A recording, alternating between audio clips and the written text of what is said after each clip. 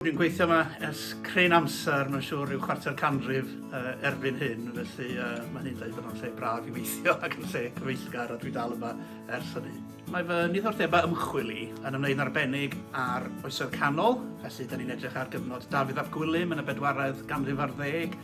Felly mae o'n fardd gwych, mae yna feirdd eraill o'r un cyfnod ac o'r ganrif nesaf, dwi'n wir yn ei mwynhau astudio nhw.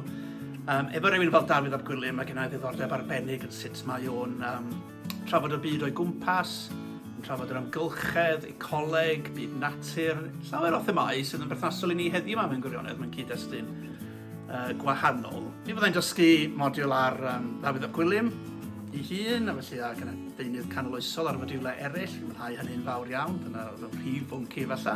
Ond gennau ddiddordeb hefyd mewn meysydd eraill, enwau lleoedd, fi'n cael hynny'n ddiddorol iawn, mae'n mynegu berthynas sydd ganddyn ni rhwng ni'n hunan a'r wlad, a ni'n byw ynddi, ein hunaniaeth ni. Mae yna trafodaethau diddorol iawn yn ddiweddar ynglyn â awydd i ddiogelu enwau lleoedd, os angen gwneud hynny.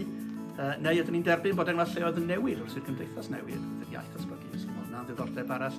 A mae'r iaith ei hun i fi yn greiddiol i bob dim dwi'n gwneud, felly dwi'n dysgu y grisiau ieithyddol, felly mae edrych ar hanes yr iaith, newid ieithyddol gan gynnwys newidiadau cyfoes iawn.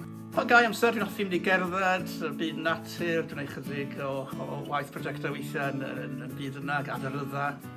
Dwi'n mwynhau gwneud hynny, mae yna lefydd hyfryd yng Nghaerdydd, sy'n rhaid mynd yn bell iawn.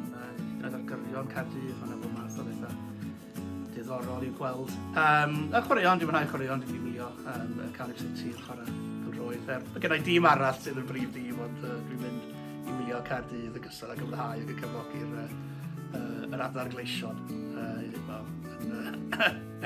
ardyddiad da ac ardyddiad mwy anodd hefyd.